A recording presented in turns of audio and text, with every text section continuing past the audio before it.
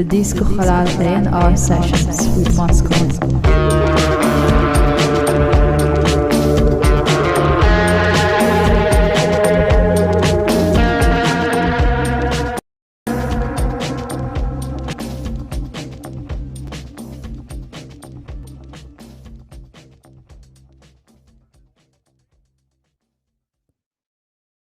Hello.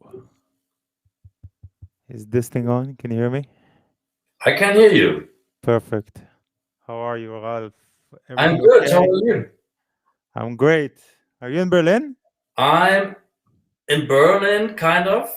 Kind of north, I'm in south? Berlin Buch. It's In the woods. it's actually at the very end of Berlin. It's very close to the border to Brandenburg.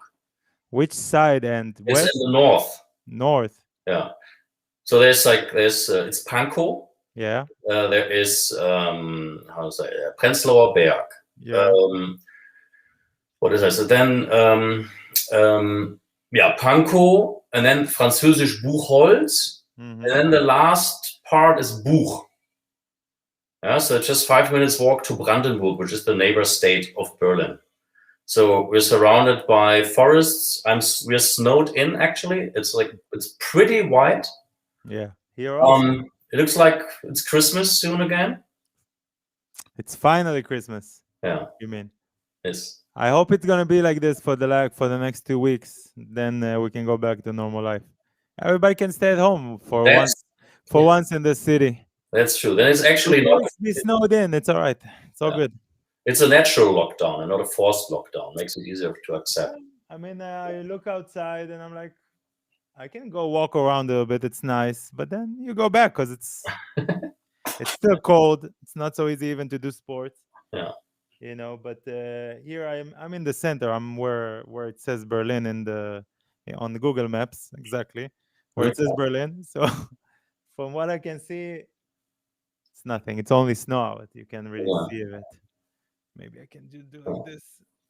Yeah, I lived very white. I lived in Berlin Mitte. We still have our office and studio in Berlin Mitte. You're using it now? I have my own apartment, but I'm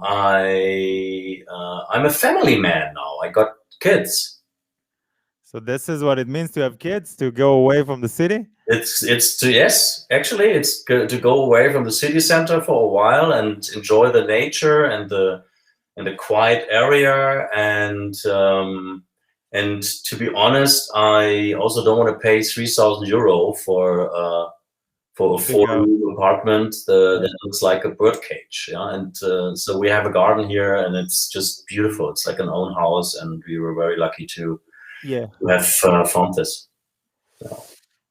Yeah, I know a few people that did the same kind of move.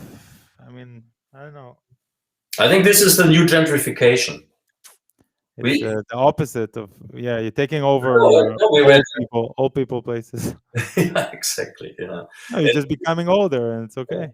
We were not the first having this idea. So we arrived here 1.5 years ago, and it's getting busy here actually.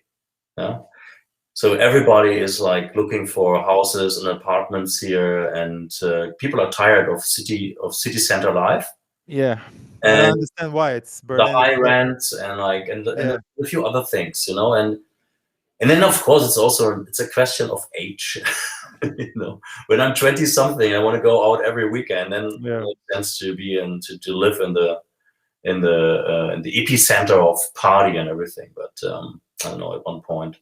It reminds me always the questions of if you live in Manhattan and then you get older and you move to Jersey and stuff like this. I wouldn't want to do it. I'm not going out, but I like the fact that I can walk down to have some kind of life. I'm guessing when you have kids and whatever, so it's different. But at the same time, I mean, as you talked about the mayhem, but Berlin is such a quiet city. It is. Mitte is it's like a village.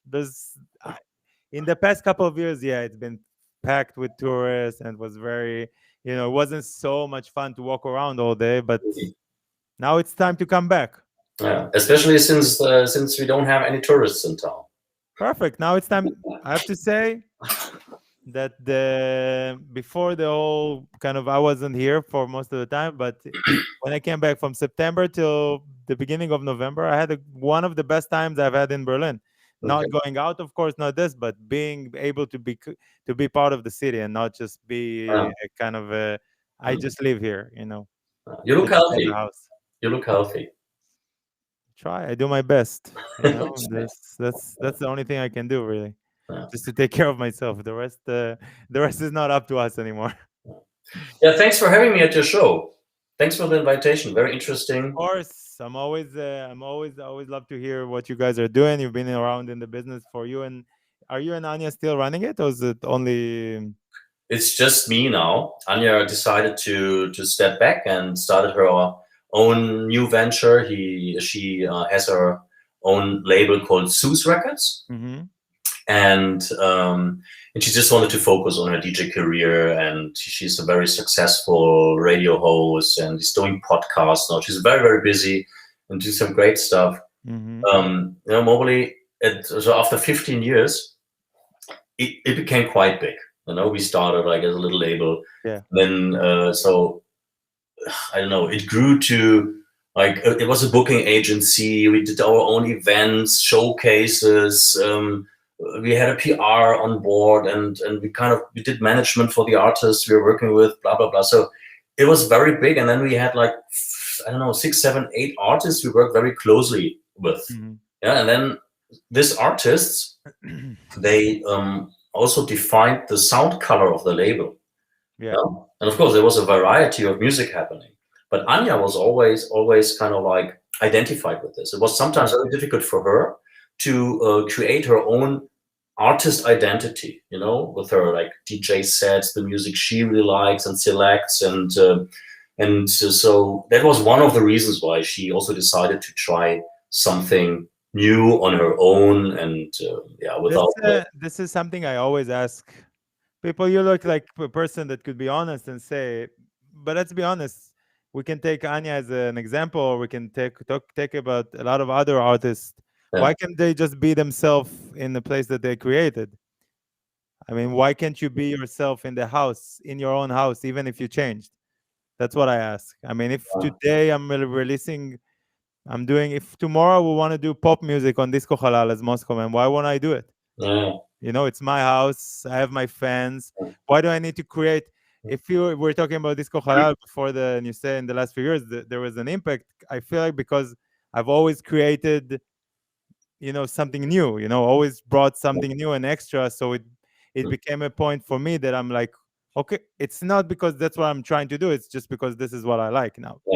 Yeah, but then I think the main difference is that you're running it on your own and you're taking the decision on your own. Yeah. Right? And if you have a big team, if you have like 4 or 5 people working for you, and then and also like Anya and I were partners, Yeah. So and then there is a lot of interests you are automatically taking care about. Yeah, and then creative decisions shouldn't be a compromise. Yeah. I think a creative decision should be like just like, okay, that's the way and that's my idea, that's what I feel, and that's it. And if you make like compromises in creativity and creative decisions, then I don't know, you're like wobbling around a little bit. I don't know, maybe that happened to us sometimes in between. And so like I don't know, maybe I think we had a great time. We were very successful, but I'm actually also very very thankful for this. I was also forced to rethink and to start again from scratch in a way. Yeah? So I had to build up like or I had the motivation also to build up my new network and find new artists and redefine the sound of the label as well. And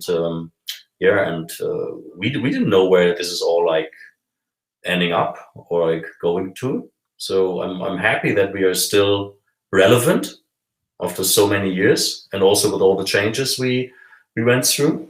And yeah. What do you think was the beginning sound for yourself, for you, that you're like a leading actor in this, and what do you think is the sound that you're pushing forward to? I mean, if you are thinking the beginning with I don't know, from people from Penpot or Gumiels and Anya, and all the local people from here, you Yeah. know, how is it compared to today? I mean, is the sound that still works for you, or is it So the history? It's part of the label, but it's your history. yeah, it's part of the label. It's our history, and I was thinking about that a lot in the past years. So how did I change? How did maybe my music taste change, or the way of music consumption actually? Mhm. So you mentioned the right names. Panpot in the beginning was one of the leading figures, and also defining the sound of the label. Beside Anya herself, beside Zibo K, Mhm. and a few others. And but that also already proves like that we went in so many different directions. Panprod is like they're the big techno artists right now. Yeah. K is like a very it's a deep house producer with like high reputation worldwide, and Yeah. so it's like it's a huge difference between these artists. And but at that time, I liked all of that music. This is, and in a way, this is also like when Anya and I started the label. Like we didn't start. Our background. We are ravers actually. Yeah. We are coming from the party. Yeah. So we are not producer nerds. Yeah, we are not like somebody who has a very very clear idea about a sound. Like Rich de Horton, for example, and his label Ventures, or a few others. So we were open for a lot of different styles, because this is how we grew up with electronic music. When I discovered electronic music or techno in the beginning, in the mid 90s. Like I went to a club and danced to break beats. Another weekend I danced to trance music, and then there was hard techno, and everything happened at the same time. Yeah, or like shortly after. And I think that was our influence at the beginning. And then, of course, like once you have the first success, there's so much input coming from all sides. There's a lot of inspiration. You're growing, and then I don't know, a lot of things are just happening. And if I compare this time, or like let's say the past years, to what I'm doing right now, what I like now, and this is what's very interesting what you just said, that you're into pop music right now. You want to do pop music, yeah. Yeah. Actually, I think like the A&R decisions I'm taking today or these days, they're mainly based on my own music taste. Yeah. And this is defined also by my life situation. I'm not going out anymore every weekend. I'm not at a club. Yeah. So this is why maybe the music on Mobily also changed a little bit from like club music to music that you can enjoy at home, in the car, on your headphones. Let's say a little bit more Spotify, less Yeah. Beatport, maybe. Yeah? And this, yeah, I feel bad. I feel bad for Beatport. I have to say that everybody's putting them in such a category, for being a club, only club music. All the music is released on Beatport. I yeah. guess not only clubbers consume music on Beatport. I'm guessing that's why. I'm still very happy and proud. And it's still very important for every release to enter the charts. Yeah, it's always like a very important reference for the success of a release. Yeah, but of course, even Beatport knows that like downloading music, MP3s or WAVs, is coming to an end at one point. Yeah. If you don't have where to, manpower is laughing here. I don't feel bad for the company. It's a shop. It's a big shop. I don't, you know. Um, also them themselves, they're I would say taking a step to kill files, with using link and using this kind of subscriptions that you can just play any music directly from your CDJ and stuff like this. It's becoming to a point that,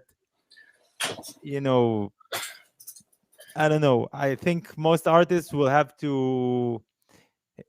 In my head, I'm thinking about the club artists. They will have to sustain themselves. This is like a kind of Bandcamp situation, but they're gonna have to be. They're gonna have to say, okay, I'm gonna have to market myself directly. Otherwise I'm gonna be drowning in. That's what people are doing now. I'm drowning in a lot of other stuff. Mm. No, but what I was asking is, I think at one point this is the one thing that I'm struggling or didn't struggle with at the same time, is to become this kind of boxed.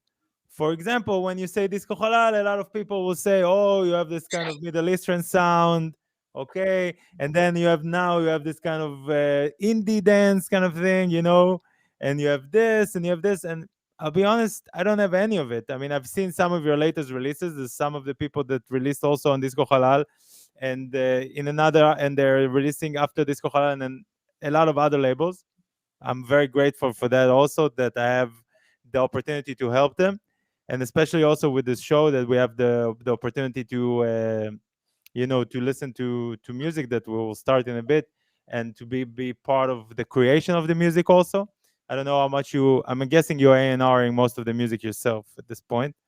And but I'm thinking, why do we need to compromise, like you said before? Like, if of course you have a partnership, I also have people that I work with in the label. I'm not, of course I'm the biggest, I always say that I'm the biggest asshole in the label, because whatever, I'm going to fight everybody to do what I want, but it doesn't mean that I'm getting away with it all the time. At the same time, I'm thinking that the musical direction, I always said one thing for the label, and all the interviews, it has it's coherent, and I've said it's the music that I like. It doesn't matter what. Only music that I like, from people that I appreciate and I care about. That's everything that I wrote. Yeah, it's quite easy. That totally makes sense. And in a way, it's very close to what I do. And the difference is, like, a few years ago we said, the music needs to make me dance. Yeah, Mhm. that was our credo maybe for a long time. But now, and this is also, dance music became mainstream in a way. Yeah, and we can be happy and proud about our success. Yeah, so an underground electronic music song can become a huge radio hit these days, easily, with a finger snap. I have to stop you and say almost. Almost. We were this close. I wouldn't be surprised if the major labels didn't do the Corona themselves. I wouldn't be surprised. We were this close to become from underground to not be underground anymore. It's in the 1-2 years, you've seen the way it goes, and the big names, from Solomon and everybody, where they are in the pop world, and kind of music and everything. We were this close to be consensus as music and not just club music. Now we reverted back to club music, and you can see it from the sales, and you can see from whatever the music, like you said, stuff that for Spotify, and I want to please this DSP and this DSP, and to put music like this, and you need to cut, and it's only 5 minutes. I'm the same. I'm not different than anybody else. I've thought about it also even before the Corona. Okay, things are changed in the world. At the same time, we need clubs for our music. Of course, because this is still the most important thing. This is the place for inspiration, where new things are happening, where people exploring new music, discovering new music. So there's no way around it. I also, don't get me wrong, I'm not making a move away from the dance floor or from the club environment. I'm just more open for other music. For example, when I speak, when I discuss with a release with my artists, I'm always trying to encourage them to add a track that people don't expect from you.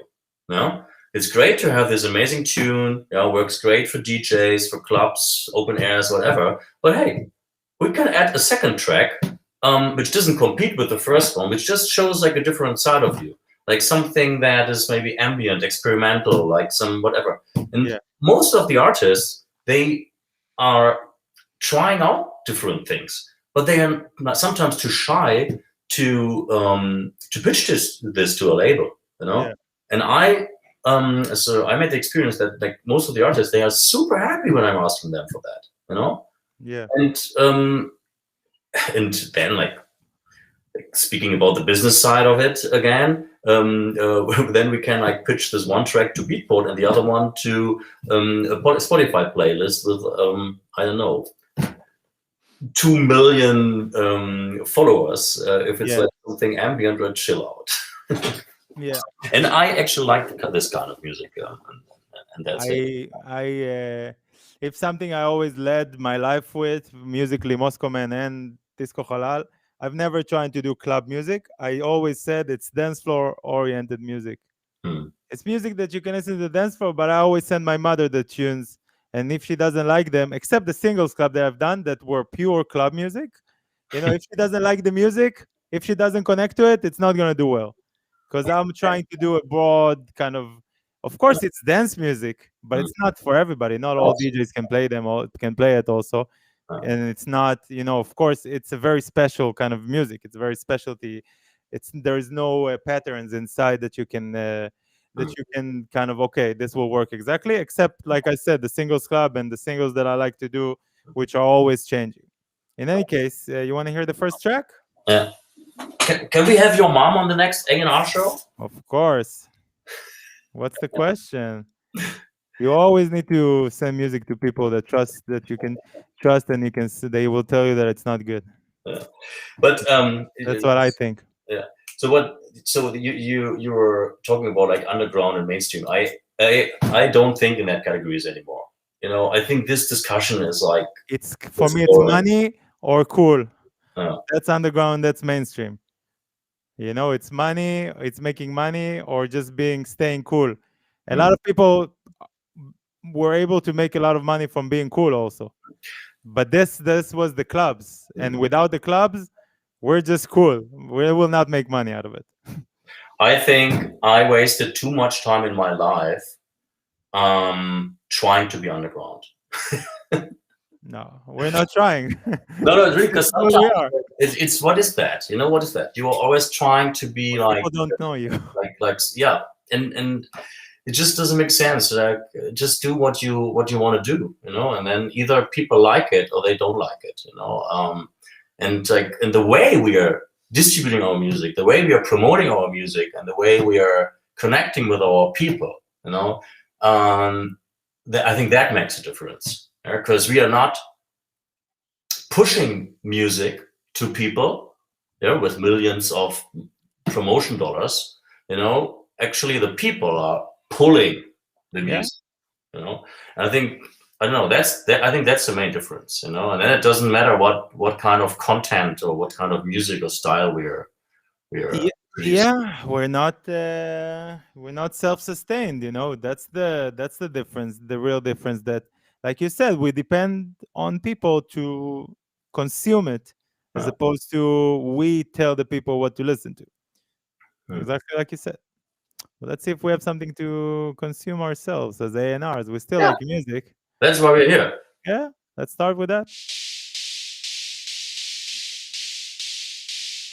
Also, if you guys are just joining us, I'm here with Ralf Kollmann for Mobily, right?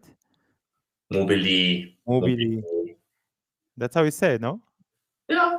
I say Mobily. But the double E, of course, yeah, like in international language. I always thought it's Mobily. And if you guys are on Facebook, please join us on Twitch. And if you want to send demos, of course, in the chat, you already know it. Most of the people here are the local crowd. Thanks for joining us. Again, I have to say we appreciate you sending us music to listen to. And now we can help you.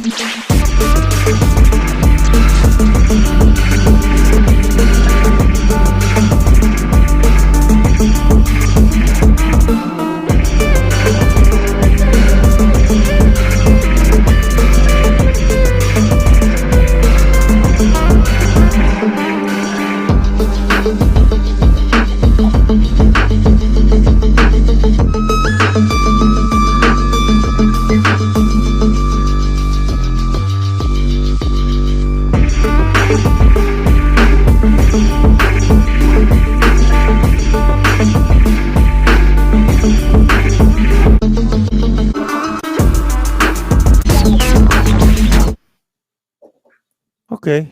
I just wanted to ask if are we listening from the beginning to the end? Sometimes like this, sometimes like that. Sometimes you know what to expect. Sometimes you feel like there's, you know what it is. I was about to make some notes. Whatever. How do you listen to music? How are you listening to music usually? Everybody has his little tricks. This Nice one. headphones. Yeah, this is my AKG studio headphone, and it gives me good idea about the quality of the mixes, production, and so on.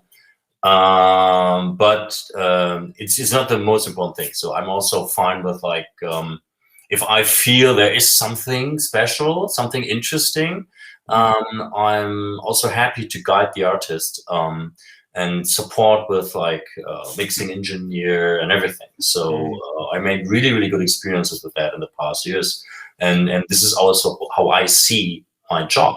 You know, Yeah. it's not only about like okay, I don't know, it's like doesn't sound really good. Yeah, you need to see the potential also. Yeah, and then also give them the support, the needed support, and also invest. Actually, I invited some new artists, younger artists, also to Berlin, and we have a very close partnership with Black Hat Studios. Klaas Lindblad is a very experienced mastering and mixing engineer, and so we are sharing offices and studios, and then sometimes it helps a lot if they just spend 2 hours in the mastering suite, yeah, like checking their mix, coming with the laptop, opening the Ableton Live session, and then like I don't know, learning a lot what to improve, yeah, and how to prepare the mix for the mastering. You're also doing a lot of stem mastering these days, if necessary, if we have the feeling the mix or the production can gain something. yeah. So the track we just listened to, this sounded a bit low-fi, Yeah. but probably on purpose. What do you think? I don't know. Yeah, I think it was an experiment. It's not the first time he's sending stuff. They're always interesting, and they're not interesting for everybody. But nothing really grabbed me on this. I can appreciate the tune as a kind of sound experiment for stuff, but it didn't do anything for me personally. It was also a bit overloaded at one point. Like too many things happening, and it's a bunch of ideas, Yeah, it was a bunch of ideas for me. I couldn't feel like okay, there's something coherent and a story that took me. But at the same time, I understand that it's his journey. It just doesn't. It has. It's. I'm trying always to explain also to the people here that it's okay to have a journey within yourself in the track, but you need to share with me. Otherwise, I can't really join you to it. I can't really do anything. I didn't feel part of it. At any point. So makes sense. yeah, it flew next to me. It flew by me. Let's move on. Let's see what else we got. There you go.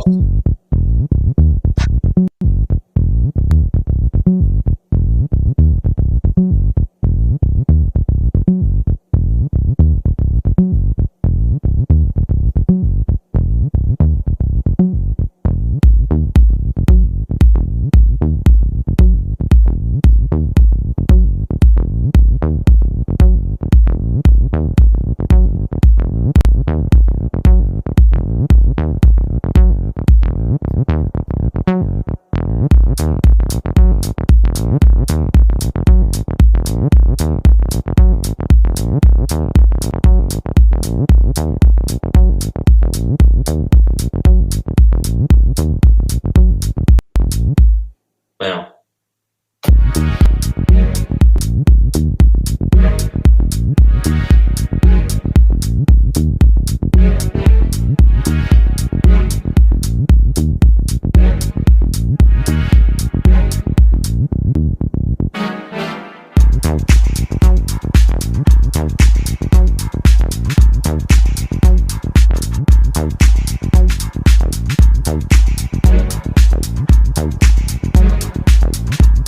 Yeah, but it's simple.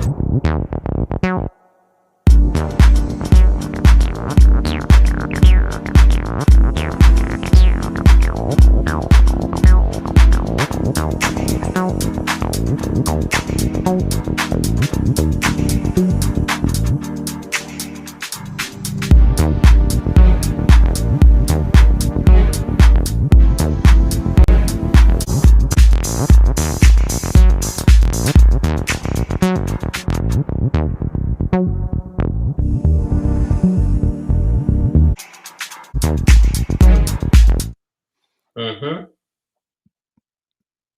The floor is yours. Yeah, very difficult. Like 3/3 bass lines. I think I have like a shelf full of records from the 90s and earlier, like with all this acid music, and it was always there. It never disappeared. It's always coming back with like either original 303s or with clones and other synthesizers who can do this sound. But it's an art form, I would say. You really need to know how to program these machines to create something that hasn't been there yet. And then this acid line also, you need to be able to write on it, and you really need to balance it out with all the other elements and sounds and groove and beat. So I don't see that in this song. Yeah, and there's actually a lot of there are so many. I get a lot of demos recently again, like it's always coming again, like the acid, and also good acid and bad acid. This wasn't good or bad. It's just it just didn't work. Yeah, and for me, But I appreciate it. There is a couple of good ideas. This I'm gonna think it's gonna be good. There, keep sending good stuff. What can I say? This is a good vibe.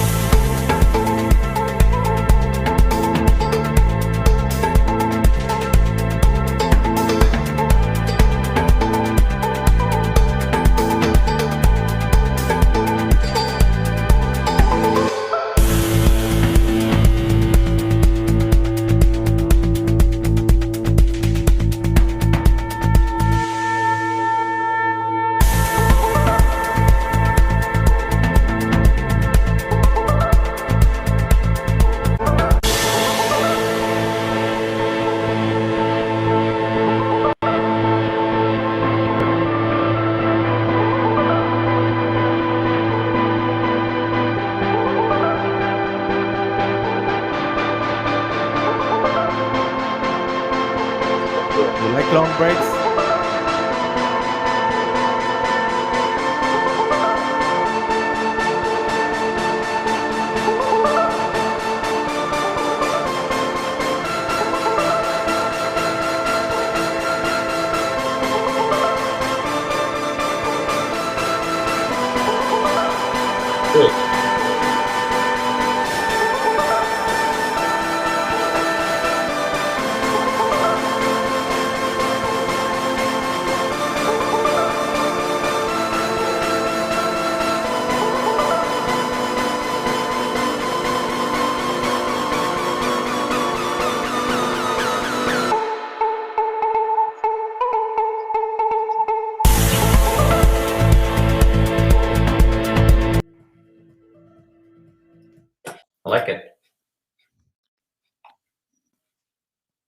think there's a lot of authenticity in the sound, and I think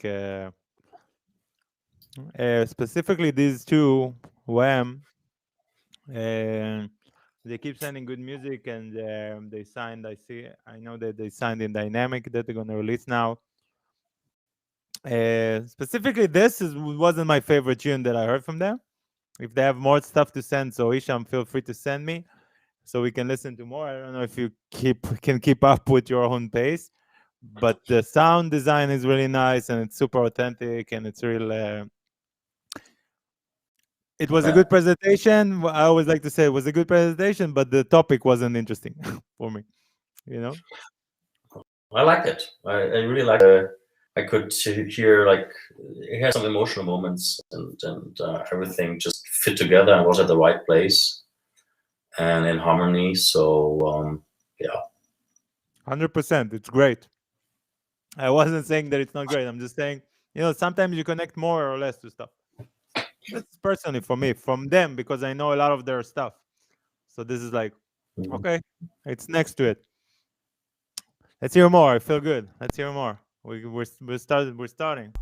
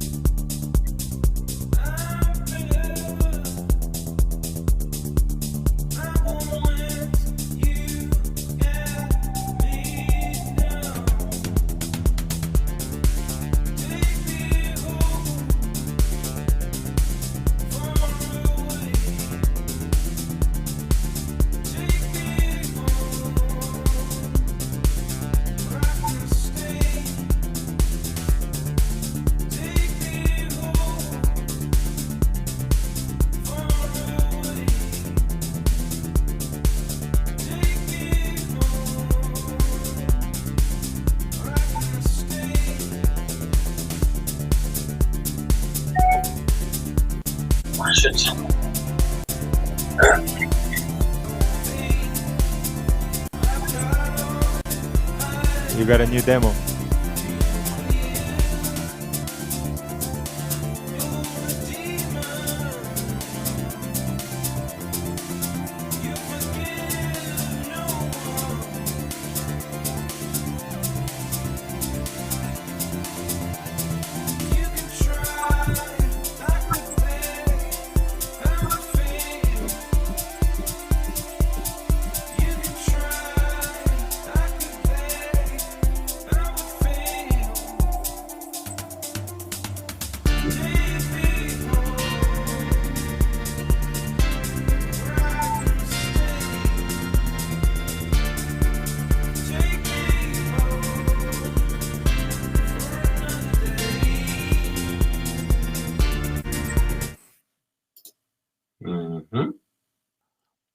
What do you think?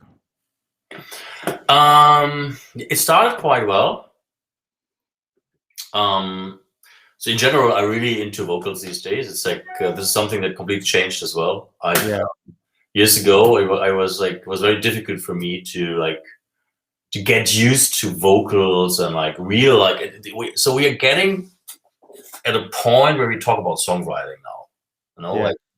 Also with electronic music more and more, which is great. And these days, I think everything I'm signing right now has vocals in it. But real vocals, not only like a sample or like a vocal snippet, like really like real vocals. And of course, Rodriguez Jr., one of the most important artists on Mobile, he kind of paved the way for it, because like his productions with Lisetta Lea showed like what real songwriting and also good lyrics and really, really good recorded vocals can do. It's just like general feedback about vocals. And another thing I liked was like I feel like that this electro clash thing maybe is coming back somehow in the next time. You know, I think. Everybody wants to find their Depeche Mode, you know. Huh? Everybody wants to find their Depeche Mode. Yeah, Depeche Mode, or like there were also so many other bands that were like less known at the end of 90s, beginning of the 90s. But then we also had some kind of a comeback in techno, Gigolo Records, also in the mid 90s with Fisher Spooner and like this kind of stuff. Yeah. That was very interesting, and I don't know. I feel like that something like this can come back maybe this year, because people are so. What's happening here right now? We are all in lockdown since almost a year, and I think also the musical taste and the music, the DJ, like the way that the DJs are playing music, this is going to change completely. I think it's complete reset, and I think everybody is thinking about, okay, how am I starting again? Yeah, I think this is very, very interesting to see. I don't think that we are moving forward with this kind of like shaman house, like deep house, like slow vibes. I think there's a lot of energy there that needs to be released on the dance floor. But you think vocals is? I mean, everybody wants. No, that doesn't. It's release vocals, but I'm asking myself. I don't know if the reason that vocals never worked on the club, as in people didn't want songs anymore because it's not good for all the drugs. You know, there's too much information, and people need you know, be with themselves and not just. That's why the super melodic stuff is not working. That's why on the other side, the like the tracks or the DJs that play it, and everybody with their phones with their big breaks and big like melodic kind of stuff, which is like somebody, for me, I'm looking at somebody playing a solo in a guitar show, you know, in a rock show, and I'm like, okay, because it's the new rock stars. But I don't think that I ever enjoyed being in a club and listening to a 2-minute break of somebody's, you know, masturbating on some arps or stuff like this, you know, with all the respect. So I don't know if vocals will be. I mean, I know a lot of us, myself included, I came from rock, and I came from rock into the house music and try to put rock music in house for myself. And then I do live, I play on real instruments. I'm not a technically good producer as much as I can play, but I'm thinking, okay, I want to do live stuff, and live is cool. But I don't know if in the DJ world, all this also seeing hybrid of people singing while they're on the CDJs and stuff like this, it's something that I don't think is attractive. It is commercially maybe, or it is money wise, it is attractive because it brings something else. But yeah, but I think so, because I always separate like club DJ set and the live performance of an artist, you know. And so there's this club situation, DJs playing all night long, and yeah, this is probably like not the right place to have like full-on vocal tracks in there at the moment. So it can also change. But if you think about the festival situation and somebody performing live for 60 or 90 minutes, and there's a singer maybe in the background sort of coming in from time to time, or vocals, I've seen like amazing moments. I've seen live performers playing between techno DJs, and I thought, okay, how is that going to work out?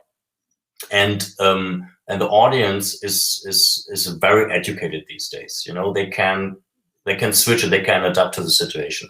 you know.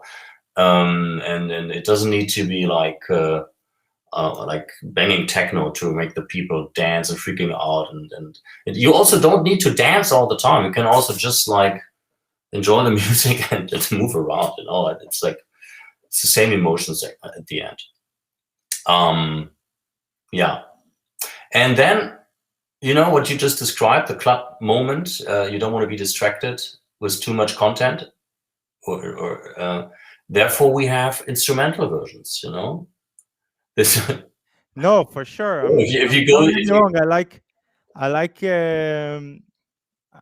I do believe that we need to release more music with vocals for sure, because I think also songs, and I like you. I don't like the sample packs kind of stuff. I do like people to write, but we get here also demos that are like which are how do I say it? Like in between, this kind of hybrid, which is not a song and not a tune. Not like a dance tune, a full-on dance tune. It's hard because they use vocals as an instrument instead of as a leading. Instead of like this is the leading important part of the track. Like as a song, which means there's no arrangement, there's no right arrangement for it, and there's no nothing which is okay. This is for the song. That's all. Again, I'm with you. I think it's great to release vocal music. I also like to release vocal music, and if there is good vocals, that's great. But also, I think it's also about like you're right. Like techno was meant to be a movement without any political message. Yeah. But I think the times are different now, and I think I'm actually like really waiting for more artists to have a message, to say something out loud, and and also, sometimes we always complain that we get stuck, like in electronic music. It's always the same, always repeating. Everybody's just like taking snippets, samples from working with like sounds from libraries and so on. And this is where you can make the difference and can really add your own spice to music. Like writing a song, writing a lyric, collaborating with a singer or whatever. And there's so much we need to address these days. From climate change to I don't know, gender equality and so on. There's so much, and why not using music and also electronic music to transport these messages? I think that if you want to do real rock and roll, do a real rock and roll. Rock and roll. I don't think it's about music. It's about the movement. That was the main thing about rock and roll. I think everything here is very commercial now. Labels.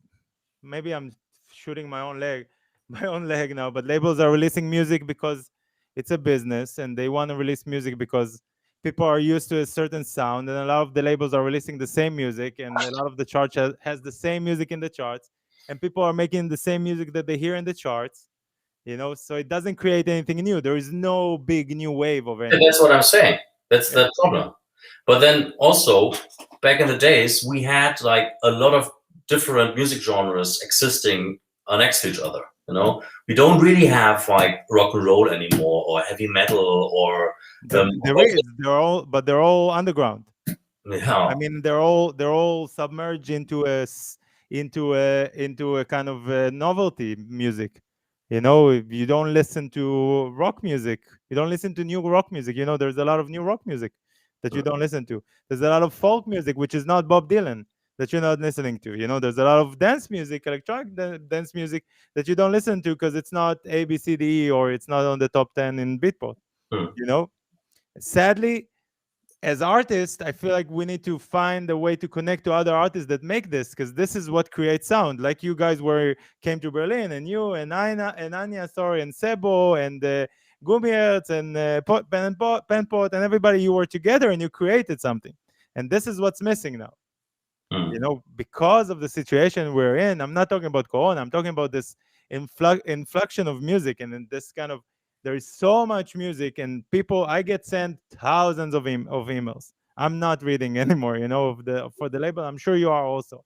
Most of the checks, they sound the same.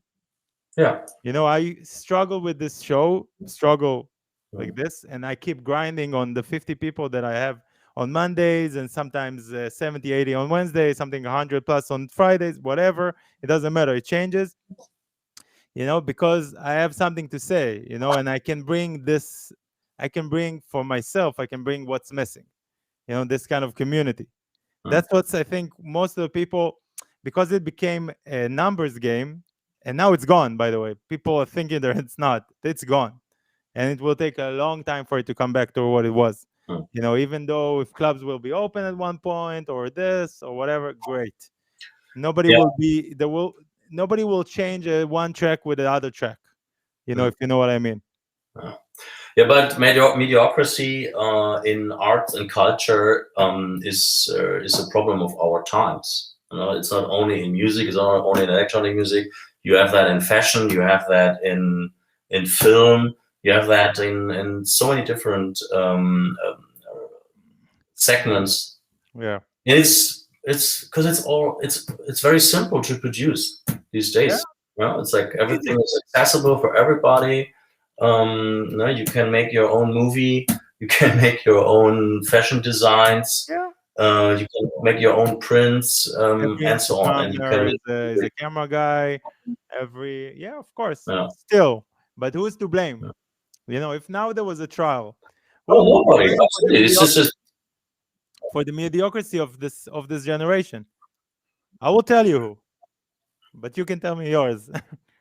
no, you can't blame anybody. It's so there a lot of things came together. Because at the same time, the media landscape changed. We don't have music journalism anymore. We don't have music TV. We don't have any filters anymore. Nobody is curating music, art, or other disciplines anymore. And I was afraid at the beginning when Spotify came up. I thought, okay, wow, how should we survive in this environment? But now I have a different opinion about that, because the algorithms of Spotify and other streaming platforms, they work really well. And I think I don't know if they work well for us. it's easier to discover new music these days than it was ever before. But I don't know if the algorithm is working for us. I don't know. Maybe copy some of my playlists and then. No, but I'm And then thinking your algorithm is as an great. algorithm. I don't think we're making music myself. I don't. You mean for your label, or for No, your. for us as creative people. Hmm. I see myself as creative. I don't see myself as an algorithm guy.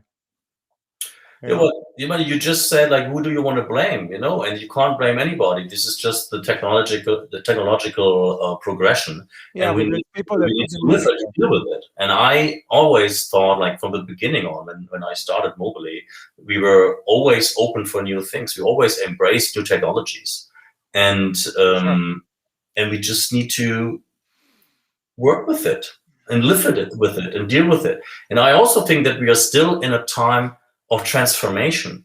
Like, I don't know how old you are. Like the younger people, they are growing up with this stuff. I think they can make more out of it than maybe the people who kind of like grew up in between analog and digital world. I think there's still a lot of things to digest, and I think in 10 years maybe we don't have this kind of discussion anymore. No, this is, by the way, this is not my problem, the technology. My problem is the people behind labels that keep releasing mediocre music. that's my biggest problem. Will always be We are there. feeding, no, but we are feeding the shit to other people. I'm angry. You're angry about the climate change. Yeah, be angry at the supermarket that keeps selling the shit that creates the climate change. That's what I'm saying. Who are the defendant? Who are the people that you should put on trial? These are the people. I'm not talking about the people that create the music. People that create the music, okay, but you need somebody to put it out. Okay, so came Bandcamp and MySpace and all this and said, oh, everybody now can be a label. Oh. Fuck labels. No more need for a label. You can get the money directly. Give us your people. They have all the traffic in the world. They make millions from the traffic. Trust me, the artists don't make anything from Bandcamp as much as Bandcamp is making from Bandcamp. You know, from the just the traffic, the worth of it. Yeah. Great. Yeah, but you we say to health. Yeah. Enjoy it. You're a business, make money. All good. But who is behind all this? Who's creating this kind of stuff? That's what I'm always asking myself. Who's People. creating kind of stuff, and where I want to be in this world? People Where's create this. myself? This is man-made. And what do you want to do? You need to want to pull the What I plug. want to do? Fight. This is rock and roll, to fight. That's what they did. They fought. But then again, it's about communication. It's about sharing a message. Exactly. We're getting back to this. But when it's a business and you know that you have to release it's a numbers game to have a label now, and you have a label yourself, so you know it. It's a numbers game, and I need to release a track a week so I can literally pay the people that work on it. Is that possible? Like to release a track a week? Yeah, look at Defected. Look at a lot of not all tracks are focused, but they release a track a week. A lot of big dance labels. Because we had a release rhythm of 2 weeks, like years ago, and I changed that back to 1 a month. Great. To really just focus on that release, because otherwise you put so much effort in it, and also the artist, and it's just like, you put it out. It has a lifespan of 2 weeks, and then it's done. Yeah. I think specifically also most of the dance music, the normal dance music, why are we looking, that's this change to go to vocal tracks, it's to become more sustainable. As you are living the same thing, as you are leaving the city, now you have a backyard, now you're going to grow a tomato, now you're going to eat a tomato from your own backyard, you become sustainable. I think this is part of the thing. Now when I release a track with a vocal, it will echo way further than a track that has an acid bass. It will have a bigger echo for myself to create a sustainable label. This is if you ask me what's the philosophy behind it that everybody has, this is the reason. And and you think about that, and then you still have now a lot of people are releasing music with vocals which are as bad as tracks without vocals, and creates another pattern. That's true. Of people call Fiverr, www.fiverr, and you send me a vocal, and this is it. Nobody has features. Nobody has, there's no faces of people that sing. There's nobody behind it. That's true. So it's okay. Nobody selected the microphone for the vocal recording. Yeah, and it's the same thing as having a €4,000 for a good microphone to record. For me, it's the same thing as going to Aldi and buying a vegan burger. What's the difference? I still support Aldi, which has millions of euro invested in ruining the world. What's the difference? But I'm having vegan burger. Yeah. So it's this kind of always we're living in this kind of dissonance. So I find myself, where are in the middle? Where are we in the middle? What are we doing? But I'll tell you what we can do really is listening to music. Rina. Is that you? No. He's a good-looking guy, not like me. No.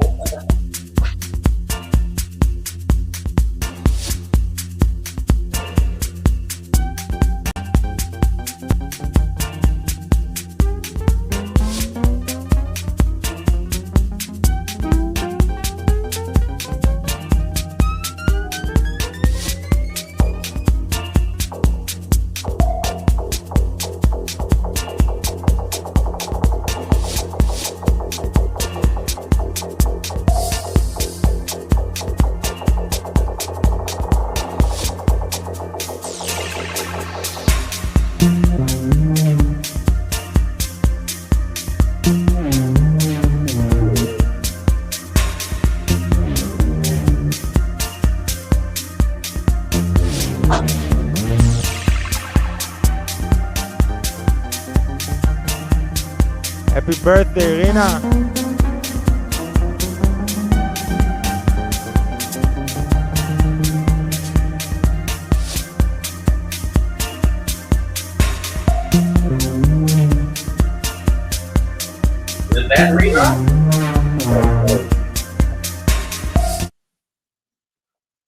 Sorry.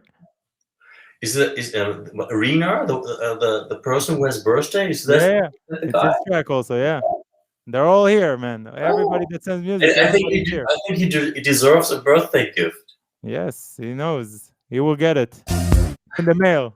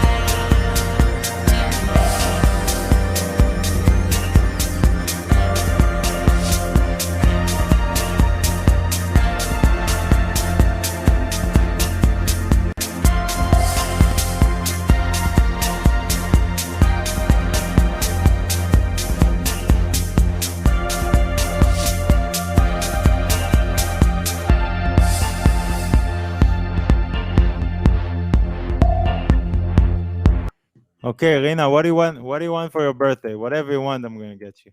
What do you want? He needs to answer it. I love this guy, man. I love everything he does. Sign this track. He knows that whatever he wants to release, I'm here to release it. like literally, if there's somebody that that I trust, is Rina. He likes. So you know each other personally. Yeah, he's from Tel Aviv also, and he lives now in Lisbon, but he's the second wave of our generation. No, it sounds great. I really like that. It's a super nice trip. Really well arranged. I like that trippy stuff. Yeah, full on. I wanna say something that I can speak with you honestly about it, and I like to. I'm an honest guy. At what point do we lead stuff and in life and at what point does life starts to lead us? You For know sure. what I mean?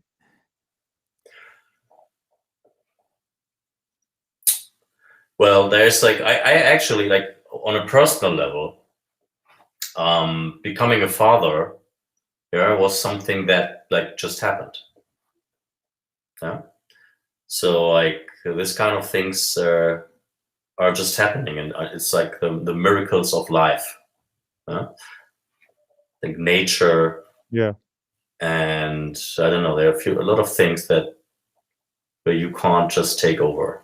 Yeah, like where you are led by something.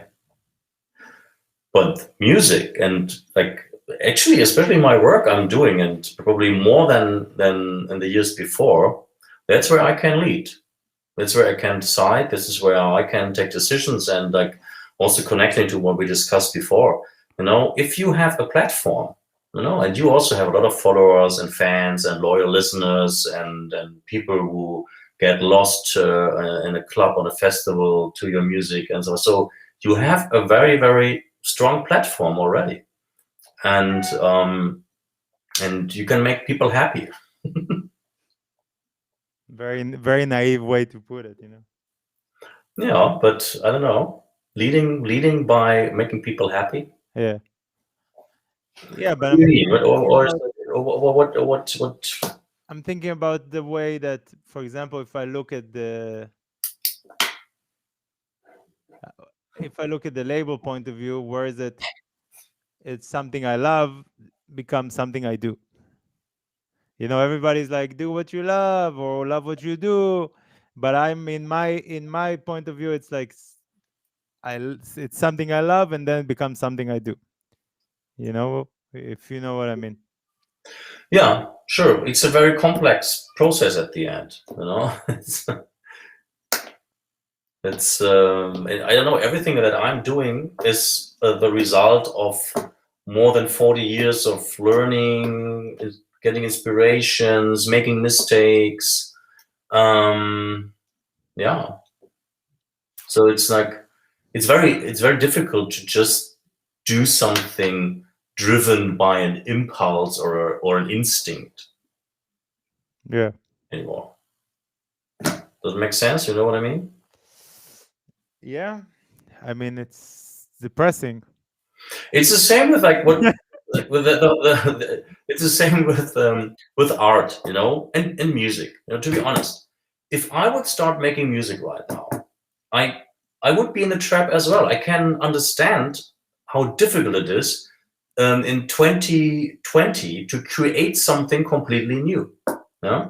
You have your machine, you're alone in the studio, with a small setup, big setup, doesn't matter. And you have all this like inspiration, all that music around you all the time, accessible 24 hours easily. The whole history of music. Yeah. And it's the same for a fashion designer, for I don't know, sculpture or painter, and so on. It's the same. You have like the full history of art in front of you all the time. It's accessible. And I don't know, 30, 40 years ago, you had a moment, an experience at a club at a night, and then maybe you went to the studio with a few guys and made music, and you just had to kind of think about that moment. Yeah. And trying to, I don't know, transpond that into music, sounds, notes, and so on. So what I want to say is like, I think to create something like really new from scratch, from your inside, from your instinct, you probably need to grow up in the forest. Or don't use sample packs, people. Oh, okay. Maybe that's more creative than good starting point. Good starting point. Yeah. So let's start with that. Like Rina, for example, didn't use sample packs. You can hear it. Yeah. Me track 2.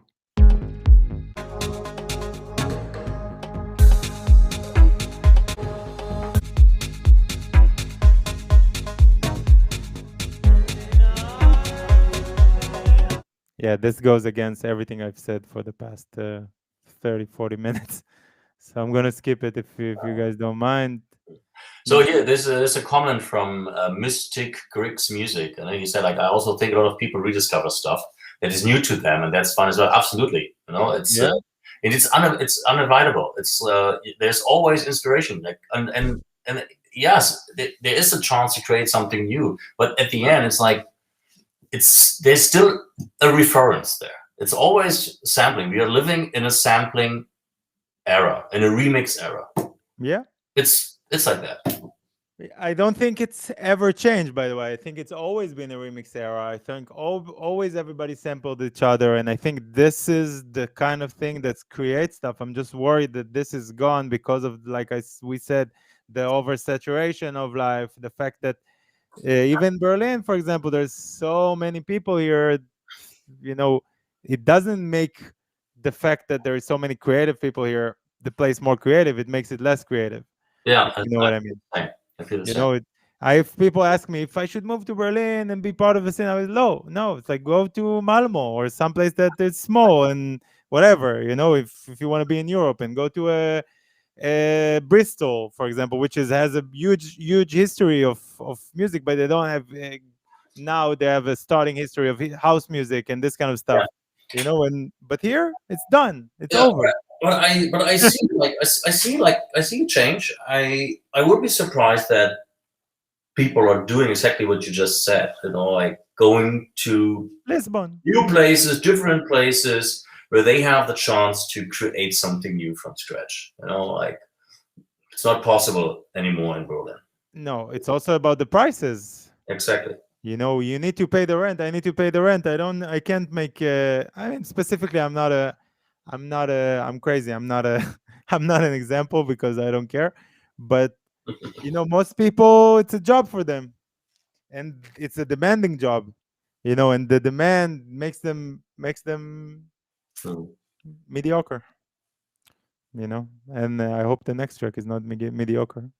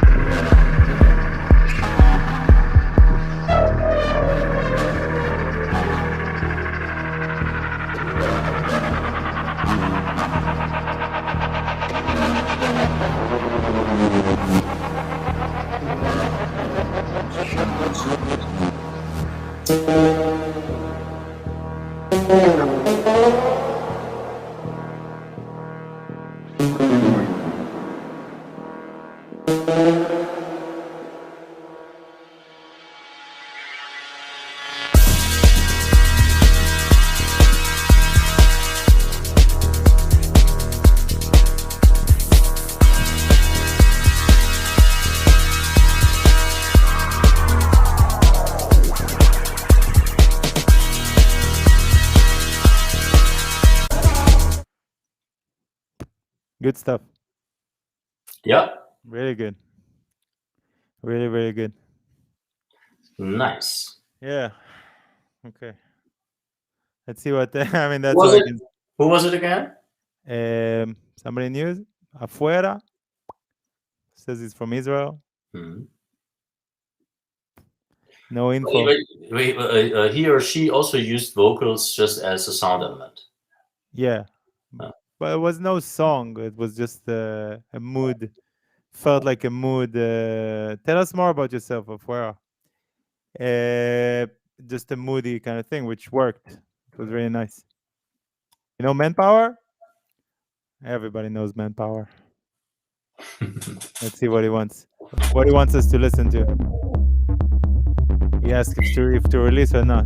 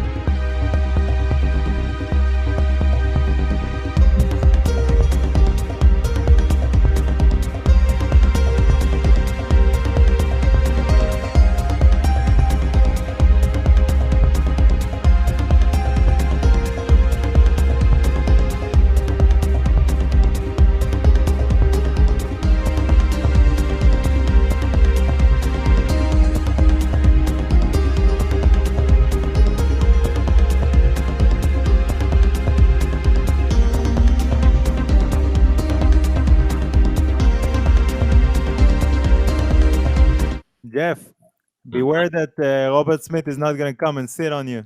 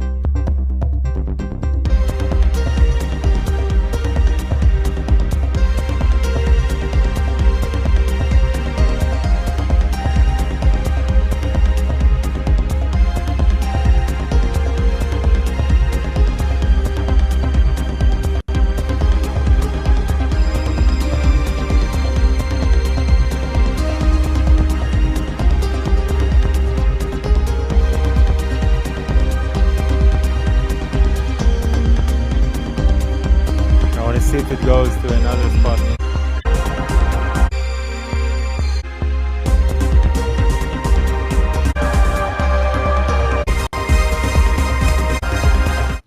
For me, I don't need the. I think the crescendo is the waste. I wouldn't do a crescendo out of it. As it was great. And if any track needed a vocal, this is one of them for me. You know, as a song, you know, it's a very kind of Curie, people said Pet Shop Boys kind of vibe, but it's no, it's like, it makes sense. Like I was thinking about like Jan Hammer, some kind of like film music, movie music meets acid. But that was a contrast that doesn't really fit together 100%, like in my perception. Yeah. There were a lot of good ideas, good sounds. I was wondering, did he program like some of the sounds at least himself? You know, because like sounds like a lot of M1 and it all sounds very familiar. Korg Legacy sounds, I'm guessing. Yeah. But yeah, all in all, good work. Very nice, really good work. Good piece. Sometimes I'm wondering why are tracks always like something between 6 and 8 minutes long? You know? Because of DJs, they're lazy. They don't want to press on the loop. Yeah, but this is another thing that I'm telling my artists since years. You know, like when it comes to the arrangement. You know, so like, hey, please, we don't need DJ friendly intros anymore. Yep.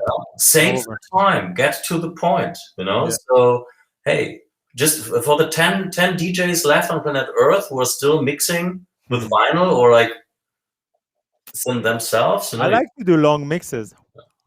I don't use loops, for example. It's funny enough. Okay. I don't loop the beginnings. I even despise when I see people always looping the beginning. I have friends that they started to DJ and that's how they started.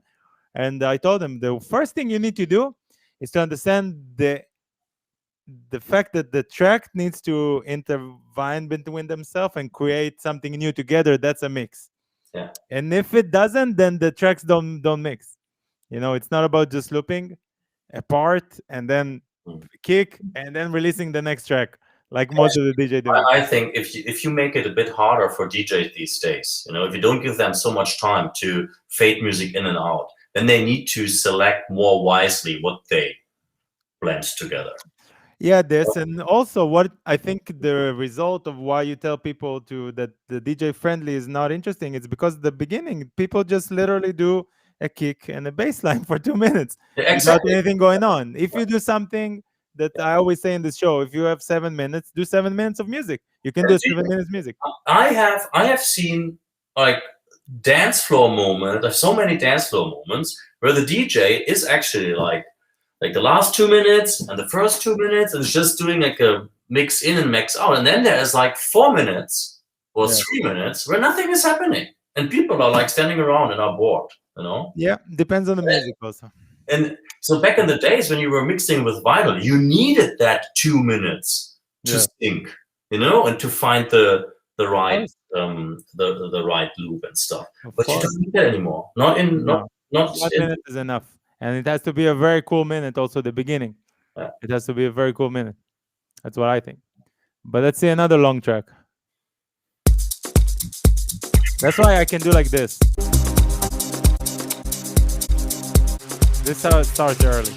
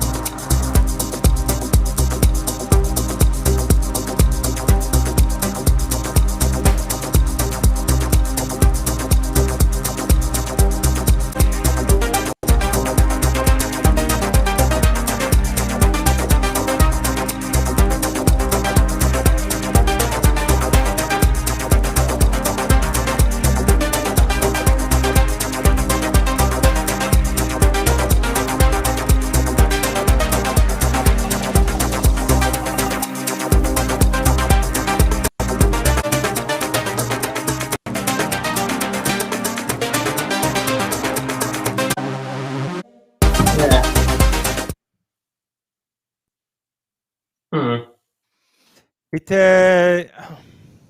I'm trying to be positive about stuff. It wasn't a bad track. It's just it has no. Oh, sorry, it had no. It wasn't coherent in, like I said, in a kind of narrative storytelling about it. Something started to happen, then there was a break because people think they need to do a break in the track, and then the track was over. It was a bit too loud for me. Like it sounded kind of distorted. Yeah, I mean there was some interesting stuff. It's everything is a matter of taste. You know, I'm very sensitive with like harsh sounds and like I don't know. There's people who love it, who like it. You know, but everything that's too hissy and too Yeah. No, it's maybe it's my ears. Maybe I'm too old, but Yeah. I need it warm. Yeah. It's I don't know if it's your ears, it's your belly. You feel it.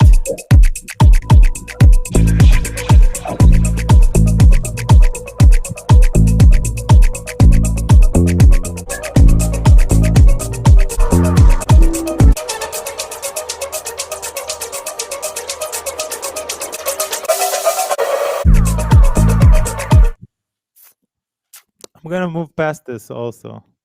Past this one. And it wasn't too bad. It's something that you like. We can listen to it. It's not. I don't really like this kind of.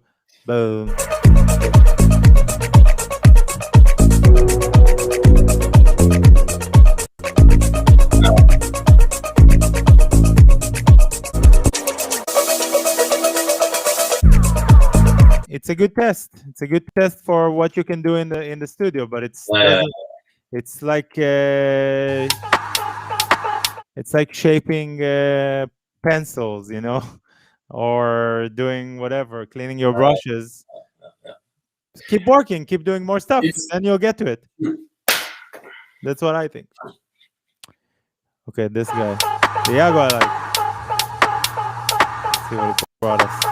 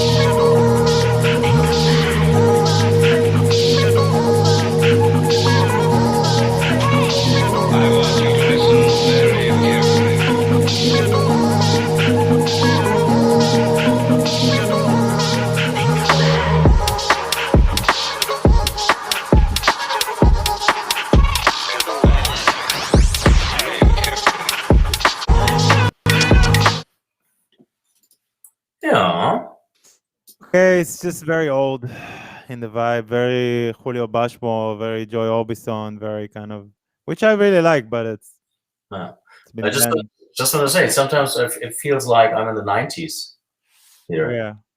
That's more to end of 2010s, I'm guessing, but end of the beginning of the 2000s, let's say it like that. But The beginning of the 2000, it was the first time when you heard it. mhm. It was the second time when I heard it. So you see, it became commercial. If I heard it, but yeah, it's good. It's made well, but I'm not impressed.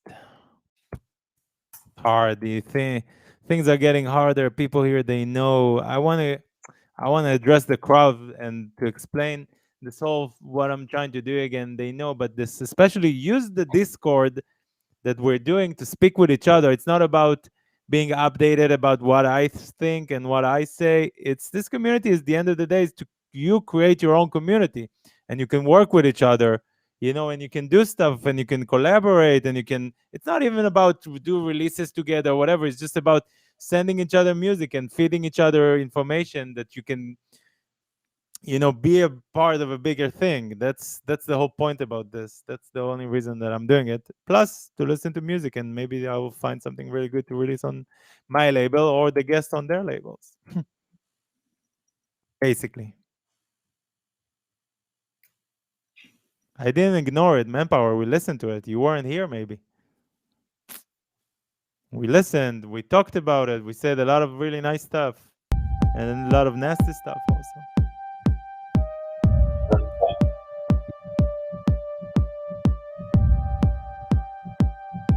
You took a shower. Put the Twitch in the shower.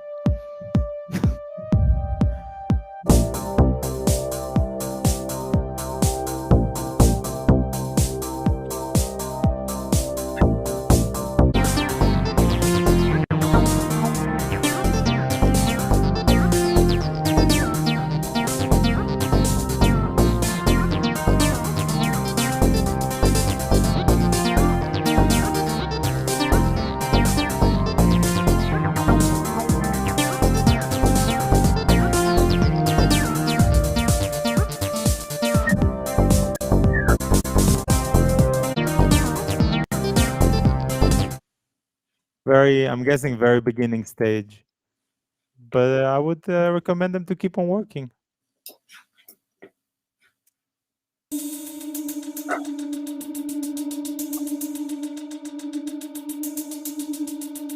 Jim the Delicate. Are you pre-selecting the stuff that you're presenting here, or just like literally whatever we get on the chat, I play. I like to be surprised. My tree is smaller than yours.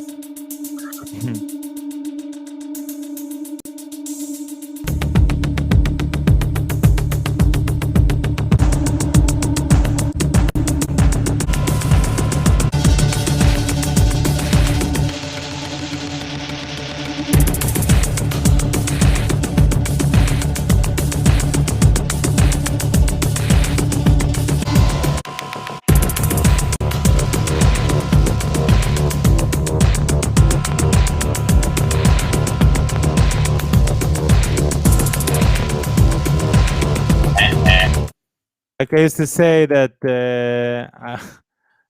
I used to like your earlier stuff better.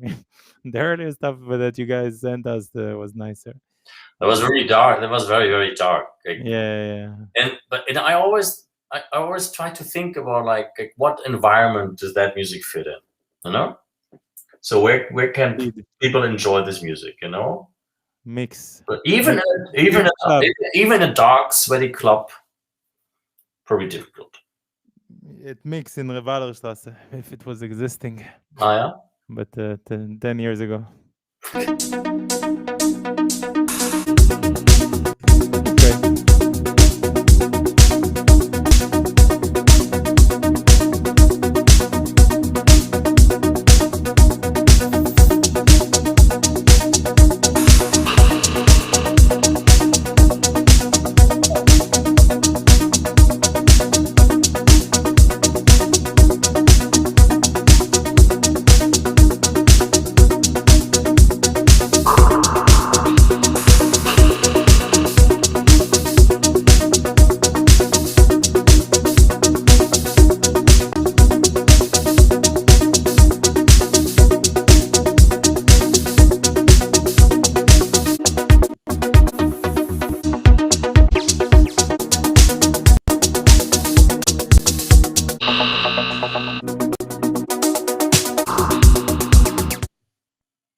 And to be honest, you have a loop.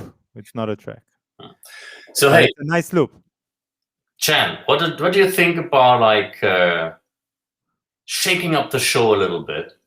Okay. I don't know if it's against your concept, but I have like a few things that I just got like from brand new from the mastering studio. You want to hear some stuff? For Yeah. sure, you can send it. I can send you because I just uploaded it on a private SoundCloud link in the background. No, So please send. and maybe we can Please listen send to- everybody. We would love to hear upcoming stuff from the label. Yeah. From the label? Yes. Guessing? Perfect. Yeah.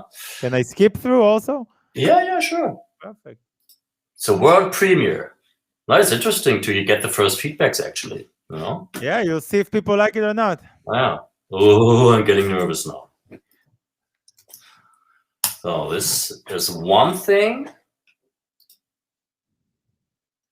It's a project called Flip Fantasia. Flip Fantasia. First track is in collaboration with Serge Santiago, and the other one was. I love Serge Santiago. Me too. Great melodic approach to life. So this is the unmastered version still. It's just like a demo version, but let's play it. Yeah. Good artwork also.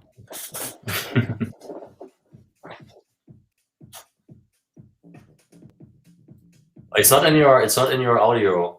Oh, sorry.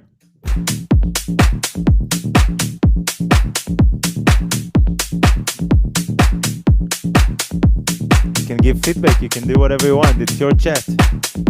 Nobody's holding you back.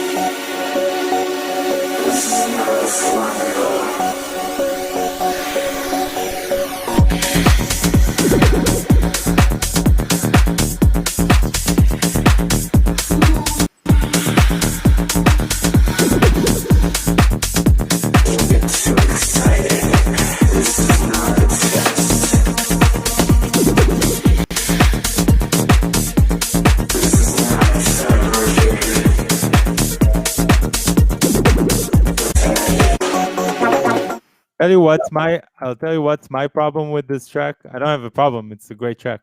I'll tell you what's my issue with one thing that I don't like. I don't like a lot of things, but one thing I don't like shuffle. You know what? It makes sense.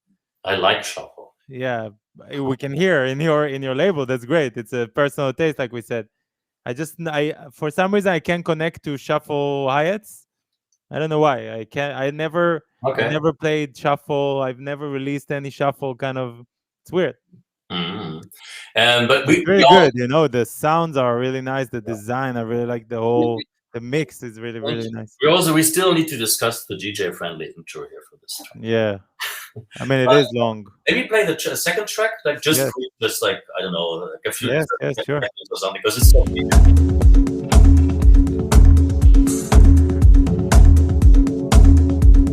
Now already it needs to start.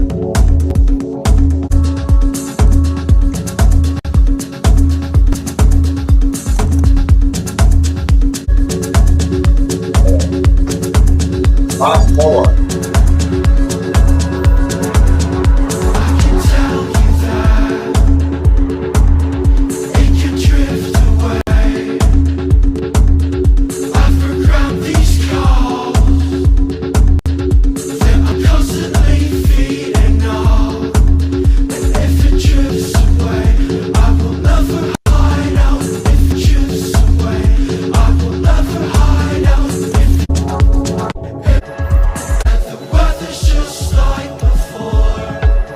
Listening as I would get it as a demo.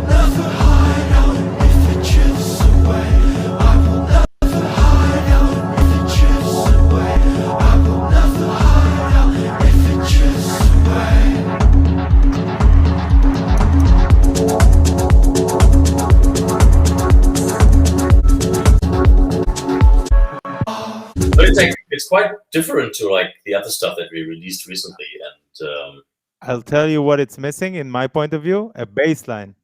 Of course, a proper edit or a different arrangement, a bass line to come in. And this bass line will be the part that will connect everybody to it, that my mother will enjoy it also. Okay, yeah. This here.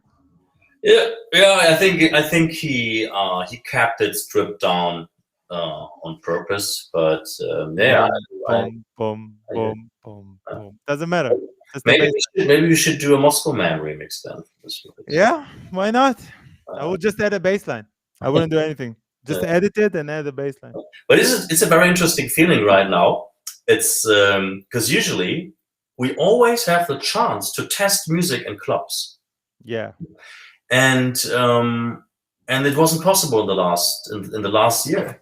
So I wonder how that affects A&R decisions, or how that what impact that has on the upcoming releases. Because I just felt it for the first time, because I'm in my chamber, I'm listening to demos, I'm deciding on it, I have my headphones, and stuff. Yeah, but it's a complete different thing to listen to this music in a club, or also to share this with some other people for the first time. I just felt it, I realized it. Yeah, first of all, this is why we're here also. But also, I would say something that somebody told me a few years ago: when the sea is flat, everybody's a captain. Now it's hard times. You got to be a captain when the sea is gonna destroy us. We're in the Titanic, man. Mm-hmm. And everybody's taking pictures, and everybody's flying everywhere, but we're going down. So now we need to have the vision of how to save this. What we've been working on for the last 20-30 years. Wow. You yourself, way more than I did. Big bird. Let's hear the other one. This is coming out? Yeah, this is coming out, and this is also it's 8 minutes. Quite poppy elements. So, but until here we have the DJ friendly.